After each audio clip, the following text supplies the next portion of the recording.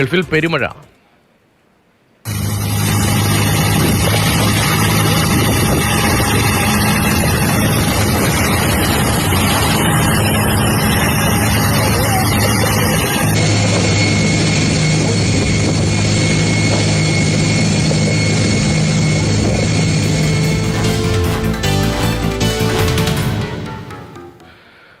യുഎഇയിൽ മഴ അല്പം ശമിച്ചുവെങ്കിലും ദുരിതക്കയത്തിലാണ് രാജ്യങ്ങളെല്ലാം. Dubai, Sharjah, Fujairah എന്നിവിടങ്ങളിലെല്ലാം ശക്തമായ വെള്ളക്കെട്ട് ഇപ്പോഴും തുടരുകയാണ്. റോഡ്, വ്യോമഗതാഗതം പൂർണ്ണ തോതിൽ പുനഃസ്ഥാപിക്കാൻ ഇതുവരെയും കഴിഞ്ഞിട്ടില്ല.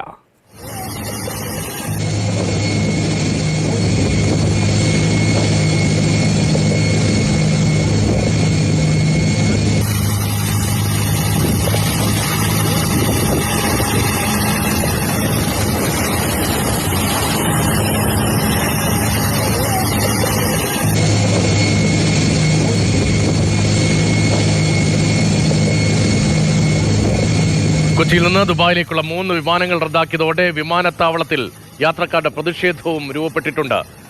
സുരേഷ് വെള്ളിമുറ്റം ദുബായിൽ നിന്ന്, ഒപ്പം പ്രദീപ് ജോസഫ് കൊച്ചിയിൽ നമുക്കൊപ്പം ചേരുന്നുണ്ട്. ആദ്യം സുരേഷിലേക്കാണ്. സുരേഷ്, നമ്മൾ സാധാരണ നിലയിൽ കാണാത്ത ദൃശ്യങ്ങളാണ്, പേടിപ്പിക്കുന്ന ദൃശ്യങ്ങളാണ്. വെള്ളത്തിലൂടെ ഇങ്ങനെ വിമാനം പോവുക, അത് ദുബായ് വിമാനത്താവളത്തിൽ നിന്നുള്ള ദൃശ്യങ്ങളാണോ? തീർച്ചയായും നേരത്തെ പറഞ്ഞതുപോലെ ഇതുവരെ നമ്മൾ ആരും കാണാത്ത ദൃശ്യങ്ങൾ തന്നെയാണ് ദുബായിൽ നിന്നും. ദുബായ് മാത്രമല്ല UAEയിൽ നിന്ന് പുറത്തു വരുന്നത്. കാരണം UAE എന്ന് പറയുന്ന ഒരു രാജ്യം രൂപീകരിച്ചതിന് ശേഷം ഇത്രയ്ക്ക് ശക്തമായിട്ടുള്ള ഒരു മഴ ഇതുവരെ കണ്ടിട്ടില്ല. മാത്രമല്ല, അതിനു മുൻപും 1949 ശേഷം രാജ്യം ഇതുവരെ ഒരു മഴ ഇങ്ങനെ കണ്ടിട്ടില്ല. അന്നാണ് രാജ്യത്ത് ആദ്യമായി കാലാവസ്ഥാ നിരീക്ഷണ സംവിധാനം സ്ഥാപിക്കുന്നത്. അതിനുശേഷം ഇതുവരെ ഇത്രയ്ക്ക് ശക്തമായിട്ടുള്ള ഒരു മഴ രാജ്യത്ത് പെയ്തിട്ടില്ല. ഇന്നലെ മാത്രം 24 മണിക്കൂറിനുള്ളിൽ അലൈനിലാണ് 254.8 മില്ലിമീറ്റർ മഴ പെയ്തത്. അത്രയ്ക്ക് ശക്തമായിട്ടുള്ള മഴയാണ് ഓരോ ഇടങ്ങളിലും പെയ്തത്. അലൈൻ മാത്രമല്ല, Dubai, Sharjah, Fujairah, Ras al Khaimah, ഉമ്മുൽ ഖുവൈൻ എല്ലായിടങ്ങളിലും അതിശക്തമാണ് മഴ. മാത്രമല്ല, ദുബായ് വിമാനത്താവളത്തിലെ ദൃശ്യങ്ങളാണ് ഇപ്പോൾ നമ്മൾ കണ്ടത്. ഇതുപോലെ തന്നെയാണ് ദുബായിലെ മെട്രോ സ്റ്റേഷൻ, അതോടൊപ്പം തന്നെ വലിയ വലിയ ഷോപ്പിംഗ് മാളുകൾ. ദുബായിലെ നിരവധി മെട്രോ സ്റ്റേഷനുകളിൽ വെള്ളം കയറി ട്രെയിൻ ഗതാഗതം, മെട്രോ ഗതാഗതം പൂർണ്ണമായും നിലച്ചു. ഇന്ന് ഈ സമയത്തും പൂർണ്ണ തോതിൽ പുനഃസ്ഥാപിക്കാൻ കഴിഞ്ഞിട്ടില്ല. അതായത് ദുബായ് നഗരം സാധാരണയുള്ള വേഗതയിൽ ഇതുവരെയും ഈ ദിവസം ചലിച്ചു തുടങ്ങിയിട്ടില്ല. വലിയ തോതിലുള്ള തടസ്സം അവിടെ പലയിടത്തുമുണ്ട്. ഈ വെള്ളക്കെട്ട് ഇങ്ങനെ അതിരൂക്ഷമായി തുടരുമ്പോൾ അവിടുത്തെ ജനജീവിതം എങ്ങനെയാണ്? ഓഫീസുകളുടെ പ്രവർത്തനം എങ്ങനെയാണ്? ഓഫീസുകളൊക്കെ സാധാരണ നിലയിൽ പ്രവർത്തിക്കാൻ സാധ്യതയുണ്ടോ? എത്ര ദിവസം എടുക്കും ഈ പ്രതിസന്ധി മറികടക്കാൻ എന്ന് വേണം കരുതാൻ?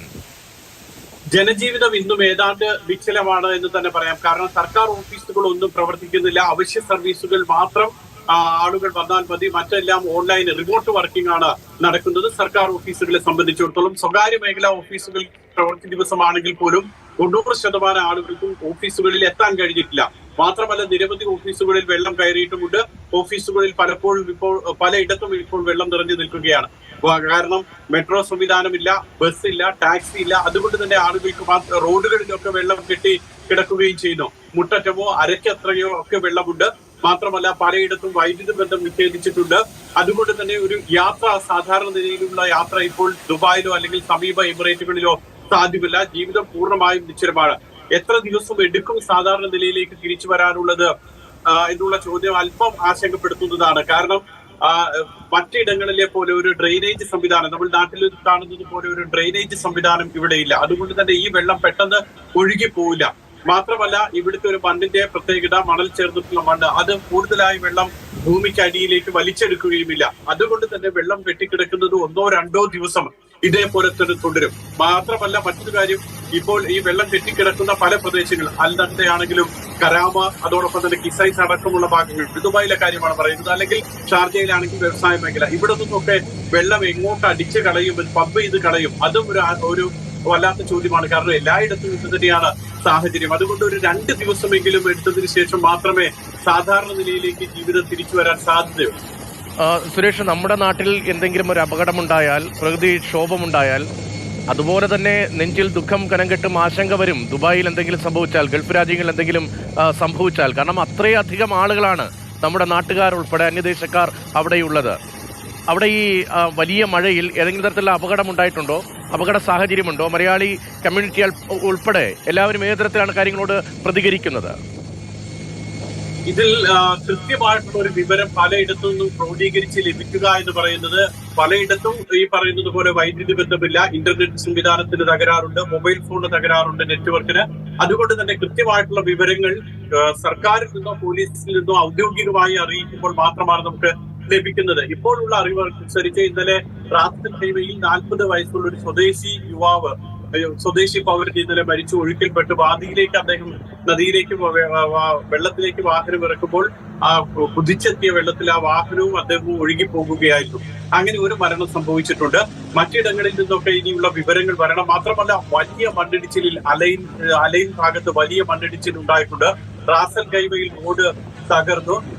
എത്ര വാഹനങ്ങൾ ഒഴുകിപ്പോയി അത് ഇപ്പോഴും കണക്കില്ല. ഇന്റർനെറ്റ് സിറ്റിയിലൊക്കെ 100 കണക്കിന് വാഹനങ്ങളാണ് വെള്ളത്തിൽ ഒഴുകിപ്പോയിട്ടുള്ളത്. അതുപോലെ തന്നെയാണ് മറ്റു പല മേഖലകളിൽ നിന്നും വരുന്ന റിപ്പോർട്ട്. അലയിലടക്കം നിരവധി വാഹനങ്ങൾ ഒഴുകിപ്പോയിട്ടുണ്ട്. അതുകൊണ്ട് തന്നെ എത്ര ഇതിന്റെ ഒരു നാശനഷ്ടത്തിന്റെ ആഴം അറിയാൻ ഇനിയും സമയമെടുക്കും. നിരവധി ഫ്ളാറ്റുകളിൽ വെള്ളം, പാർക്കിംഗ് കേന്ദ്രങ്ങളിൽ അടക്കം വെള്ളം കയറിയിട്ടുണ്ട്.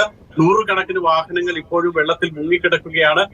ഏറ്റവും വലിയ ഷോപ്പിംഗ് മോളുകൾ, Deira city centre, mall of the Emirates അടക്കമുള്ള വലിയ ഷോപ്പിംഗ് മോളുകളിലേക്കൊക്കെ വെള്ളം ഇരച്ചെത്തി. അവയ്ക്കൊന്നും സാധാരണ നിലയിൽ പ്രവർത്തനം ആരംഭിക്കാൻ കഴിഞ്ഞിട്ടില്ല. മെട്രോ സ്റ്റേഷനിലെ അടക്കം ഇപ്പോഴും വെള്ളത്തിൽ കഴിയുന്നു. ഫ്ളാറ്റുകൾ, താമസ കേന്ദ്രങ്ങൾ, വ്യാപാര സ്ഥാപനങ്ങൾ, റെസ്റ്റോറന്റുകൾ, ഇതാണ് അവസ്ഥ. വിദ്യാലയങ്ങൾ, ഇതാണ് അവസ്ഥ. അതുകൊണ്ട് തന്നെ നാശനഷ്ടത്തിന്റെ ഒരു ആഴം ഇപ്പോൾ കണക്കുകൂട്ടാൻ കഴിയാത്ത അവസ്ഥയിലാണ്. ഈ ദുബായ് വിമാനത്താവളത്തിൽ നിന്ന് ഇപ്പോൾ ഓപ്പറേഷൻസ് ഉണ്ടോ? നേരത്തെ വെള്ളത്തിലൂടെ വിമാനം മുന്നോട്ടെടുക്കുന്നതിൻ്റെയും മറ്റും ദൃശ്യങ്ങൾ വന്നു. അവിടെ സംഭവിച്ചതിൻ്റെ ഒരു അറ്റം മാത്രമാണ് ആ ദൃശ്യങ്ങളിലുള്ളത് എന്ന് നമുക്ക് വ്യക്തമാണ്. ഈ യാത്ര എങ്ങനെയാണ്? മറ്റ് സ്ഥലങ്ങളിലേക്കുള്ള യാത്ര എങ്ങനെയാണ്? വിമാനമാർഗം എവിടേക്കെങ്കിലും പോകാൻ കഴിയുമോ? അത്യാവശ്യം പോകേണ്ട ആളുകൾക്ക് ഒരു മെഡിക്കൽ എമർജൻസി ഉണ്ടായാൽ എങ്ങനെയാണ് റോഡിലെ ഉൾപ്പെടെ സാഹചര്യം? ഇപ്പൊ നമ്മൾ നേരത്തെ വാർത്തയിൽ പറഞ്ഞതുപോലെ കൊച്ചിയിൽ നിന്നും ഉള്ള യാത്രക്കാരുടെ പ്രതിഷേധത്തെ കുറിച്ച് നമ്മൾ വാർത്ത കണ്ടു. ഇതിനുള്ള പ്രധാനപ്പെട്ട കാരണം ദുബായ് അന്താരാഷ്ട്ര വിമാനത്താവളത്തിലേക്ക് ഇപ്പോൾ ഇൻബൗണ്ട് ഫ്ലൈറ്റുകൾ അല്ലെങ്കിൽ മറ്റ് രാജ്യങ്ങളിൽ നിന്നും വരുന്ന ഫ്ലൈറ്റുകൾക്ക് ലാൻഡ് ചെയ്യാൻ അനുമതി കൊടുത്തു തുടങ്ങിയിട്ടില്ല. കാരണം റൺവേയിൽ പൂർണ്ണമായും വെള്ളമാണ്. എവിടെയെങ്കിലും അല്പമെങ്കിലും ഒരു റൺവേയോ കുറച്ച് സ്ഥലമോ ഉപയോഗിക്കാൻ പറ്റുകയാണെങ്കിൽ വിമാനത്തിന് ടേക്ക് ഓഫിനാണ് പ്രാധാന്യം നൽകുന്നത്. കാരണം ഇവിടെ നിന്ന് പോകേണ്ട യാത്രക്കാരുണ്ട്. അവർ ഇന്നലെ രാത്രിയും ഇന്ന് പുലർച്ചയും ഒക്കെയായി വിമാനത്താവളത്തിൽ നീന്തിയും നടന്നും കിട്ടിയ വാഹനത്തിൽ കയറിയും ഒക്കെ എത്തിയവരാണ്. അപ്പോൾ അങ്ങനെയുള്ള ഇവിടെ നിന്നും പോകുന്ന വിമാനങ്ങൾക്കാണ് ഇപ്പോൾ മുൻഗണന നൽകിയിട്ടുള്ളത്. അതും ഭാഗികമായി മാത്രമാണ് സർവീസ് നടത്തുന്നത്. പൂർണ്ണമായി എല്ലാ റൺവേയും പ്രവർത്തിപ്പിക്കാൻ കഴിഞ്ഞിട്ടില്ല.